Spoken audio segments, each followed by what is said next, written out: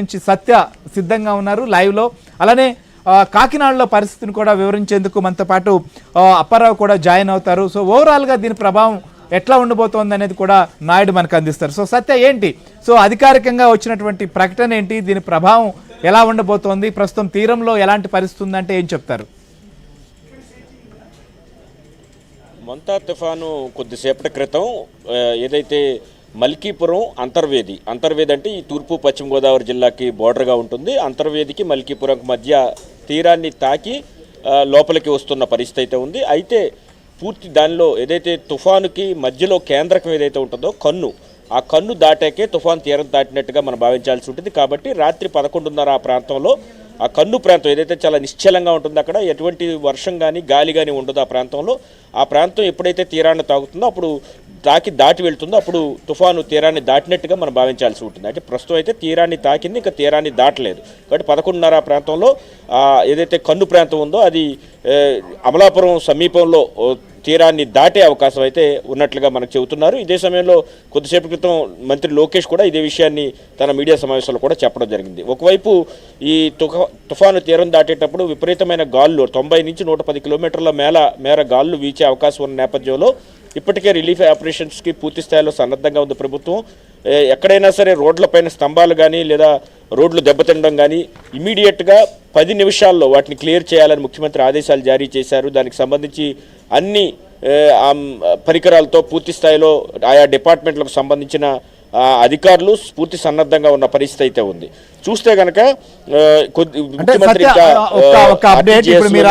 తీరం తాకింది, దాటడానికి కూడా సమయం పట్టే అవకాశం ఉంది. సో ఈ నేపథ్యంలో ఏ జిల్లాల్లో ఎలాంటి ప్రభావం ఉంటుంది, ఏ రకంగా అప్రమత్తంగా ఉండాల్సినటువంటి అవసరం ఉంది ప్రజల్లో విషయంలో, ఈ విషయంలో ఐఎండీ చేసినటువంటి సూచనలు ఏంటి?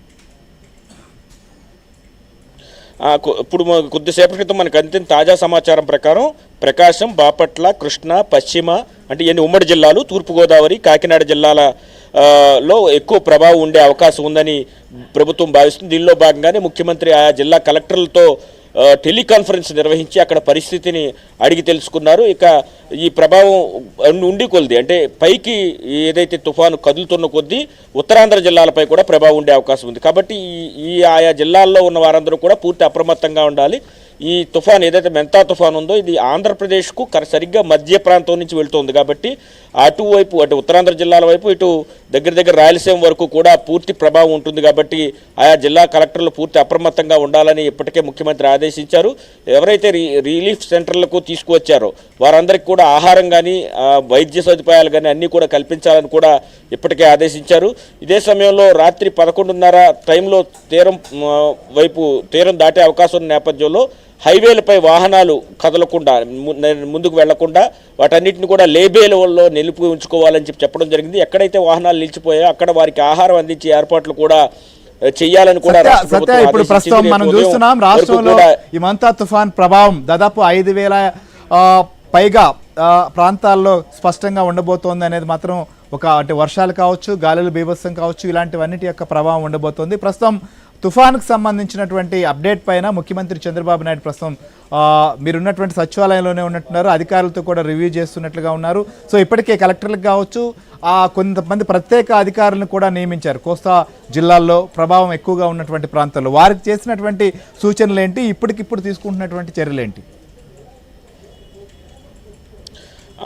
కలెక్టర్లకు ఇప్పటికే పూర్తి స్థాయిలో ఆదేశాలు ఇచ్చారు. ఈ తుఫాను ఏదైతే తుఫాను తీరం దాటిన తర్వాత కూడా రిలీఫ్ మెజర్స్ అప్పుడు ప్రారంభమవుతాయి. కాబట్టి అప్పటికి సర్వసన్నద్ధంగా అన్ని శాఖలతో సిద్ధంగా ఉండాలని చెప్పడం జరిగింది.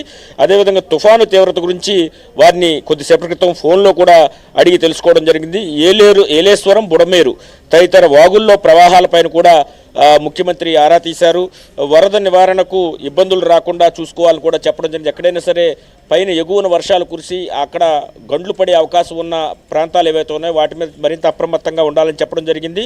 అదే సమయంలో జిల్లాలోని పరిస్థితిని ఎప్పటికప్పుడు తనకు వివరించాలని కూడా చెప్పడం జరిగింది. మంత్రులతో కూడా ఈ టెలికాన్ఫరెన్స్ సందర్భంగా ముఖ్యమంత్రి మాట్లాడారు. ఎప్పటికప్పుడు పరిస్థితిని పూర్తి స్థాయిలో చెప్పాలని కూడా చెప్పడం జరిగింది. ఇవాళ రాత్రికి తీరం దాటుతున్న నేపథ్యంలో మొత్తం అందరూ కూడా అప్రమత్తంగా ఉండాలని, పంట పొలాలు మునిగిపోకుండా డ్రైన్లు పటిష్టపరుచుకోవాలని కూడా చెప్పడం జరిగింది. రహదారులు, చెరువులు, కాలువలు గండ్లు పడితే వెంటనే వాటిని పునరుద్ధరించాలని కూడా కొద్దిసేపటి క్రితం సమీక్షలో ఆదేశాలు ఇచ్చారు. పంట నష్టం పైన కూడా ఆలస్యం చేయకుండా కేంద్రానికి నివేదిక ఇవ్వాలి కాబట్టి అధికారులు ఆ దిశగా కూడా పూర్తి కసరత్తుతో ముందుండాలని చెప్పారు. తుఫాను వల్ల నష్టం వాటిల్తే అంచనాలు వేగంగా రూపొందించడం, సాయం అందించే విధంగా చర్యలు తీసుకోవడం లాంటివి చేయాలని చెప్పారు. సాంకేతిక పరిజ్ఞానం వినియోగించి పంట నష్టాన్ని తగ్గించేందుకు ఏం చేయాలనేది కూడా ఆలోచించాలని చెప్పడం జరిగింది. మొత్తం 5,803 మండలాల్లో రాష్ట్రంలో ఈ తుఫాను ప్రభావం ఉంటుందని కూడా అధికారులు ముఖ్యమంత్రికి చెప్పారు. ఇక మనమిత్ర యాప్ ద్వారా ఏదైతే వాట్సాప్ గవర్నెన్స్ పథకాన్ని ప్రభుత్వం తీసుకొచ్చింది, దాని ద్వారా ఫిర్యాదులు కూడా ఎక్కడైనా చెట్లు పడిపోయినా, స్తంభాలు పడిపోయినా దాంట్లో ఫోటో తీసి పెడితే కనుక ఇమీడియట్గా ఫిర్యాదులు స్వీకరించి వాటిని ఇమీడియట్గా క్లియర్ చేసే పని కూడా చేయాలని అధికారులకైతే ముఖ్యమంత్రి